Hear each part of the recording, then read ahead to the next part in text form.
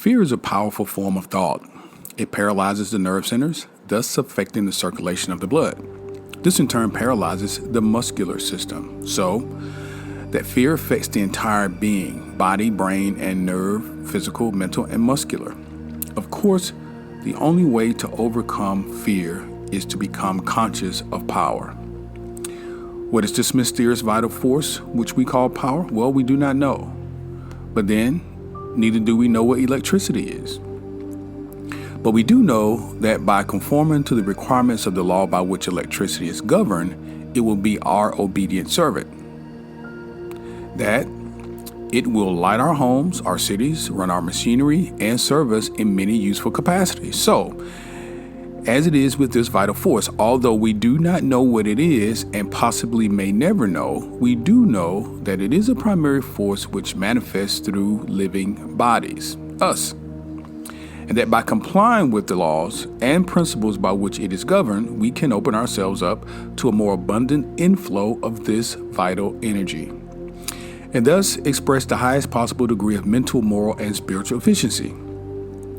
Now, this is chapter 19, Welcome to Charles Snell, the Master Key System, and this part tells of a very simple way of developing this vital force.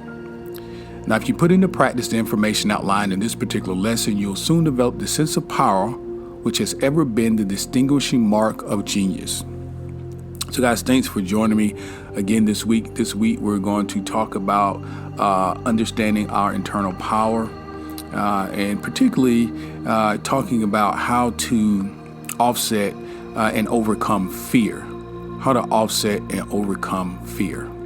The search for truth is no longer a haphazard adventure, but it is a systematic process and is logical in its operation. Every kind of experience is giving a voice and shaping its decision. Human experience will then no longer be the football of fate. A man will not be the child of fortune, but destiny.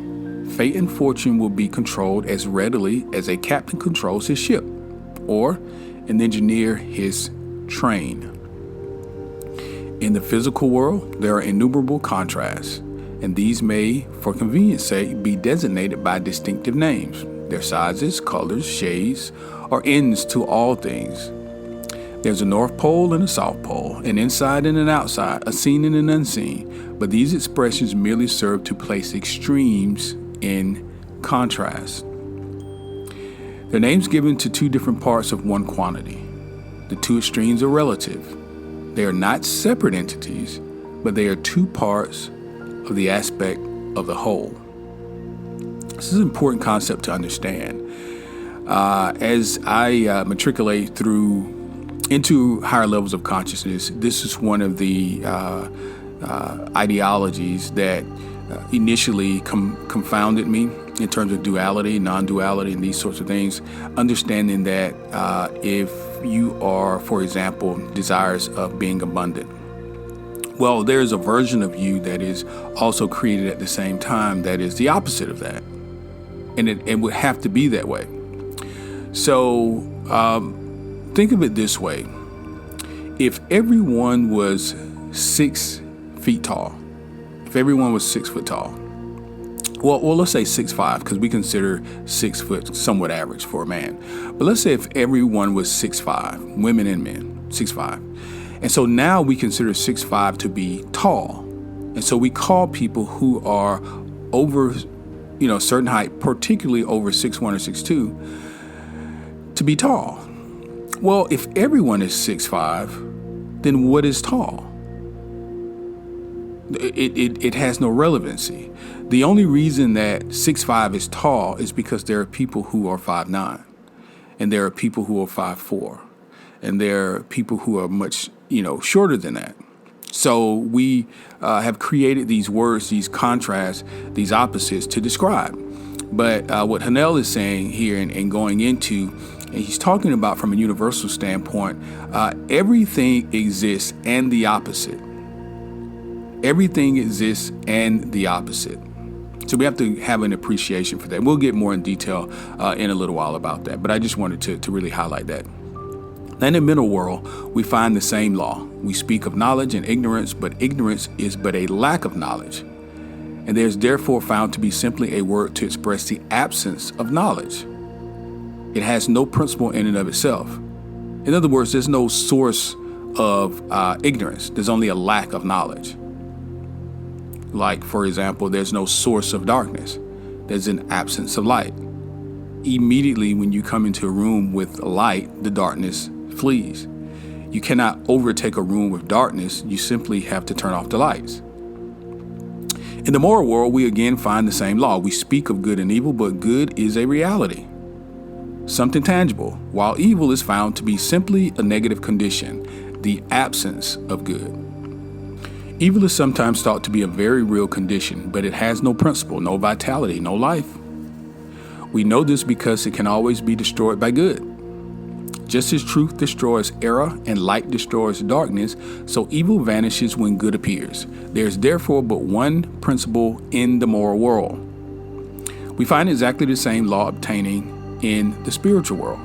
We speak of mind and matter as two separate entities, but clear insight makes it evident that there is but one operative principle, and that is mind. I think it's important here, Hanel is really making a distinguishing and identifying factor between what is and what we consider what is and what is not.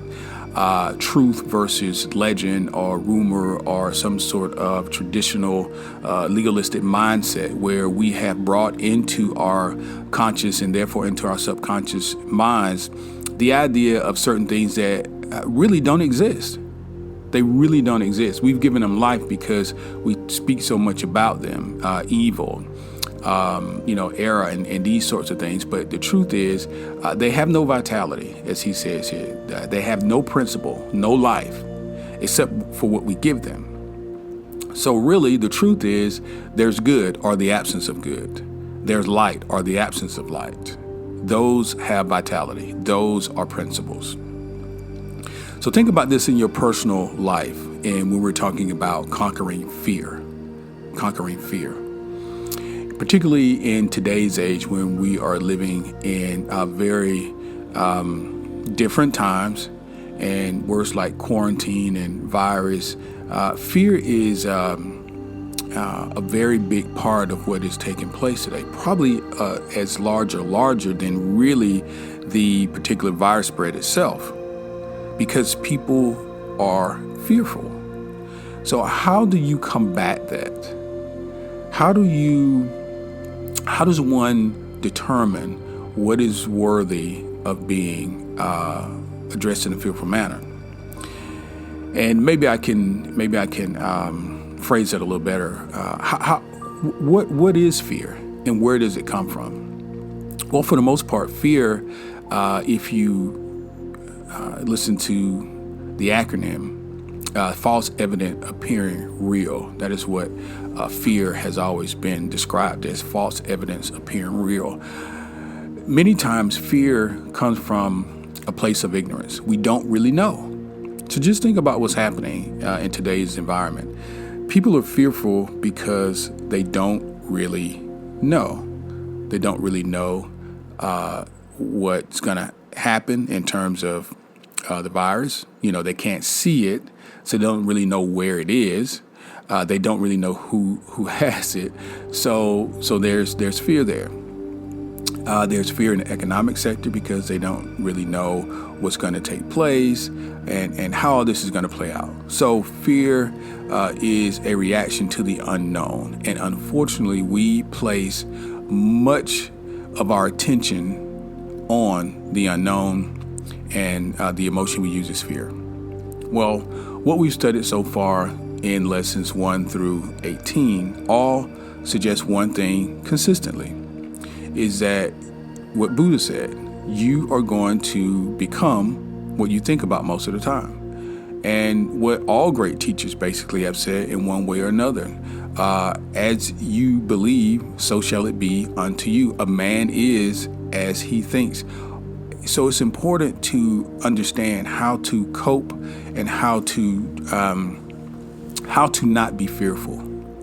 How to not be fearful. Now, I'll say this in a very respectful way because I do understand many people are affected by this particular situation. I personally am as well. I have a family member who does have the virus. So I'm speaking from personal experience. So what you can do is replace the negative thought with a positive thought. Replace the negative thought with a positive thought. What you can also do is not participate in the pandemonium. What you can also do is not participate in the pandemonium. And that is to say, the rhetoric that we constantly see on news and different social media platforms, as well as maybe you have friends or neighbors or I don't know who calls you all the time with the bad news. Perhaps avoid that person. Perhaps not receive that information. Now is the time to exercise all of the faith and all of the intuitive instructions that you've been receiving from your higher power. Now is the time to do that. We're in the presence of continual change, and we know that this change is but the evolution of the universal mind, the grand process whereby all things are continually being renewed. And we come to know that matter is but a form which mind takes and is therefore simply a condition. Matter has no principle. Mind is the only principle. So really what Hanel is saying here is that things are subject to change consistently. Matter of fact, they will change. They'll change. Now, what we also know is most of us, or most people, are comforted by sameness, consistency, and these sorts of things. They like to get in their box and get comfortable, and that's kind of it. Well, this matter that Hanel is talking about, all this substance of the universal mind, is consistently changing. Why? Well, it doesn't really matter. It is up to the universe to decide what it wants to do when it wants to do it. We just need to understand the laws by which it is doing it, and we understand who we are as it relates to the universal mind. We're part of all that, and so it's okay. So mind is the principle, but matter has no real tangible substance. It's like a wave, when it comes and goes, it comes and goes. Sometimes it comes in, the tide's low. Sometimes the water's really aggressive, but it's ultimately the ocean. It's the ocean. So whether the waves are really high or whether they're really low, the substance, the matter, is still the same. And it's mind, the wind that's blowing the water, it's mind that's the only principle. So mind is really what you are dealing with. And we always say here at True Higher Selves, we are not our body. We have a body, and we are not the mind. We have access to mind. And so understanding that from an observatory standpoint, from a distance, we can observe what takes place in the mind. We can observe what is taking place around us and draw conclusions based on the connections we have with these natural laws. So, for example, if you are feeling fear, then that would tell me, for example, that I am out of sync with who I believe myself to be. I'm identifying with the small me, the me that can be offended, the me that can be disrespected, the me that can be shameful, or the me that can be hurt in some sort of way. Me, the character, the small person, the less empowered, the finite. Well, I'm not coming from the greater I, that part of me that is connected to all things, the universal mind, the omnipotence, the omnipresence, and the omniscient, the one who knows all, and realizes that ultimately this is just a stage play and that there is no death. That's the part of you, once you connect with, then fear will dissipate, because you realize that there really is nothing to be fearful of. In church sex, we had, repeated scripture time after time, and we would always say things like, all things work together for our good. We would also say things like, no weapon formed against us shall prosper, and these sorts of things. But when I was in that religious realm, I did not really find that empowering because I didn't know what it meant. And I was still saying it from the small me standpoint. But if you perceive from the larger I, your connectivity with Source, your connectivity with the universe, understanding that there really is just one, then that's more empowering. The reason that no weapon formed against you will prosper is because ultimately there really is no weapon. The reason that all things work together for your good is because all things are you. Every contrast, every hill, every valley, all roads lead to the same end. Everything works out ultimately. Why? Because it's you. It's you. All right, so let's move on. What is this raw material which is being collected in these thousands of mental powerhouses all over the world and developed into a power which is evidently controlling every other power? In its static form, it is mind. In its dynamic form, it is thought. This power is superior because it exists on a higher plane, because it has enabled man to discover the law by which these wonderful forces of nature could be harnessed and made to do the work of hundreds and thousands of men.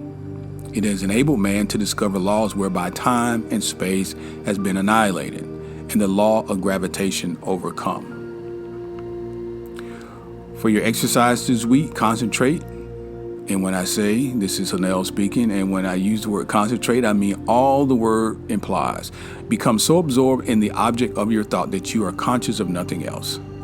And do this a few times a day, a few minutes every day. You take the necessary time to eat in order that the body may be nourished. Why not take the time to assimilate your mental food? Your mental food. I stress this in other lectures, but I'll say it again here since someone else brought it up. Knowledge does not apply itself. As we go through these lectures and you're learning and you're hearing different techniques and ideas in terms of how to apply what you are learning, then go ahead and begin to exercise. Go ahead and begin to practice.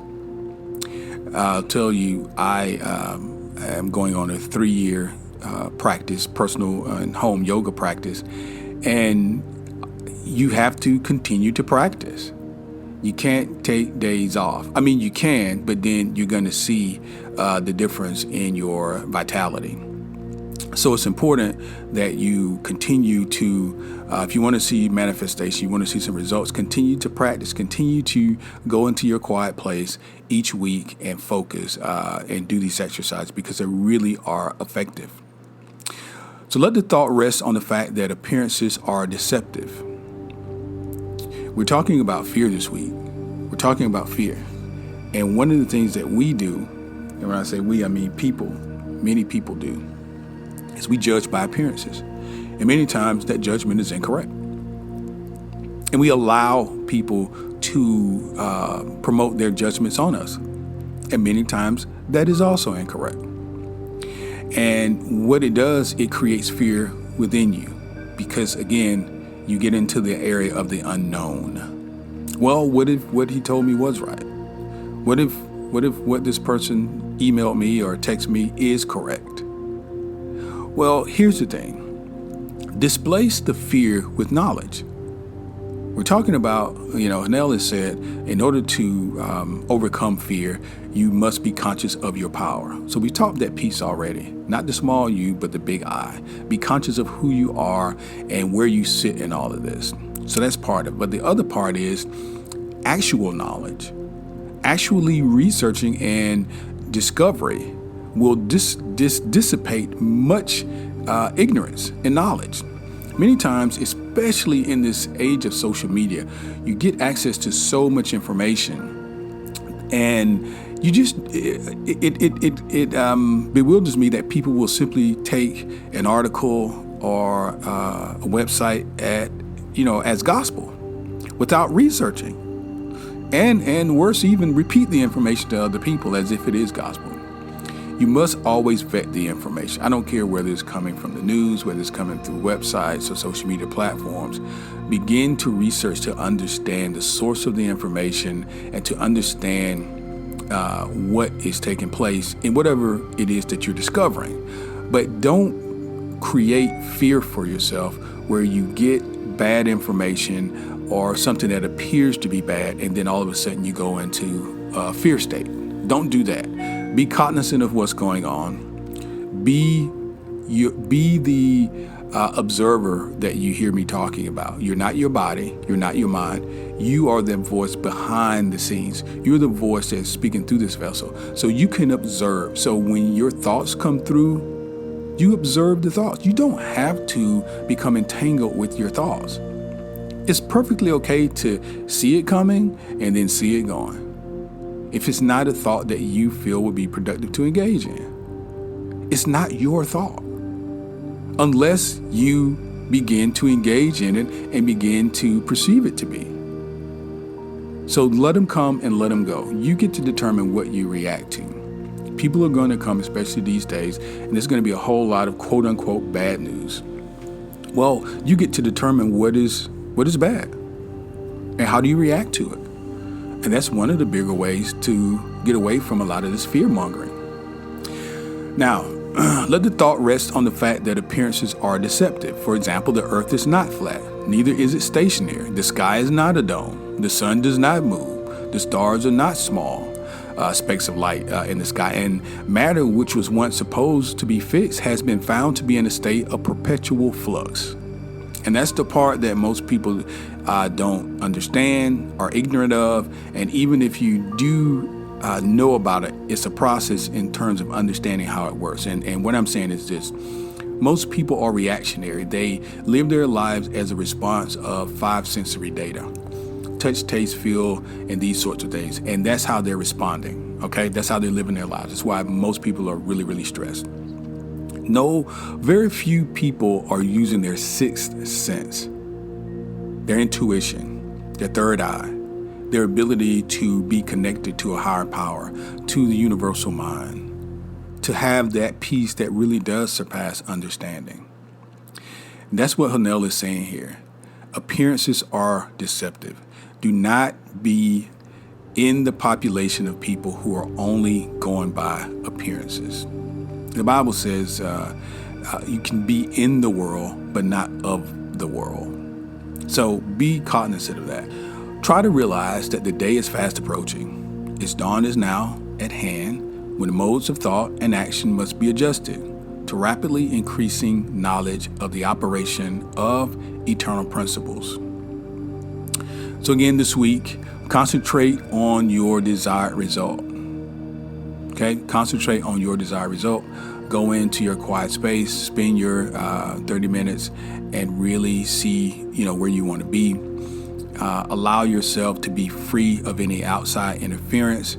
Remember that appearances are deceptive, and the way that we overcome fear, is to become conscious of our own power. So I wish you peace and blessings and health, and I trust that you are safe. And please tune in to us again next week. We're going to have more empowering information for you here at True Higher Self. Please subscribe to the channel. Look in the description box below. I think we do have a free giveaway for you. Also follow us on our social media platforms. We would certainly appreciate it. And we look to see you soon. Take care.